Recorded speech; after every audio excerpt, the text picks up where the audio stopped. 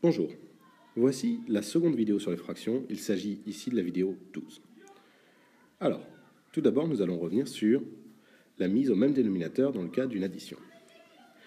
Si on considère l'addition suivante, moins 3 huitièmes plus 7 douzièmes, il faut trouver un dénominateur commun pour pouvoir effectuer l'addition.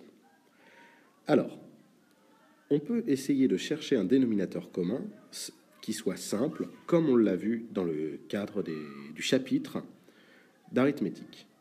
Donc, on cherche quelque chose qui soit à la fois dans la table de 8 et de 12. Alors, on peut s'aider de la décomposition en facteurs premiers, mais ici, si on réfléchit un peu, on voit que 48, par exemple, est dans la table des 2. Que va-t-on faire? On va multiplier moins 3 huitièmes par 3 au numérateur et au dénominateur, ce qui nous fera aussi 24, qui sera un dénominateur commun. Pour l'autre fraction, cette douzième, on va multiplier au numérateur et au dénominateur par 2. On obtient bien alors moins 9 24e et 14 24e. On peut désormais faire cette opération qui nous donne 5 24e. Revenons maintenant sur la simplification d'une multiplication. Quand on considère la multiplication suivante, on doit faire tout d'abord chercher le signe. Ici, on a 3 signes négatifs. Comme 3 est impair, le résultat sera négatif. On note notre signe et on n'a plus à s'embêter avec. On doit donc faire 28 fois 18 sur 36 fois 42. Alors le calcul peut s'avérer laborieux, surtout quand il va falloir resimplifier la fraction pour l'avoir sous la forme d'une fraction irréductible. Cependant, on peut aussi essayer de décomposer. 28, c'est 4 fois 7. 18, c'est 2 fois 9. 36, c'est 9 fois 4. Et 6 fois 7 fait 42.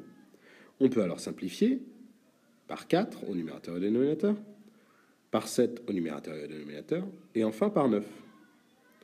Il nous reste ici moins 2 sixièmes, qui est d'ailleurs égal à moins 1 tiers. On a bien effectué notre multiplication, et on a le résultat sous forme d'une fraction irréductible. Concernant les divisions, dans la vidéo 11, un point n'a pas été abordé, cette notation de division avec une barre de fraction. Ici, on a 3 septièmes qui est divisé par 9 quarts. On peut repasser donc par la notation 3 septièmes divisé par 9 quarts. Ensuite, il n'y a plus de problème. On doit se rappeler que diviser par un nombre revient à multiplier par son inverse. Et on peut faire l'opération qui nous donnera 3 fois 4 sur 7 fois 3 fois 3. Comme ça, on simplifie à nouveau directement. Et on obtient 4 sur 21. Enfin, revenons sur le point qui est parfois le plus compliqué, le calcul d'expression. Nous allons voir ici 2 exemples sur lesquels vous pourrez vous appuyer lors des résolutions d'exercices. Tout d'abord, considérons l'exemple suivant. Il y a ici un piège qui est le suivant. Vous pourriez avoir tendance à vouloir tout de suite calculer 3 quarts moins 7 quarts puisque c'est au même dénominateur. Mais attention, je vous rappelle que la multiplication est prioritaire. Nous allons donc calculer 7 fois 5 sur 4 fois 11, ce qui nous donnera 35 44e.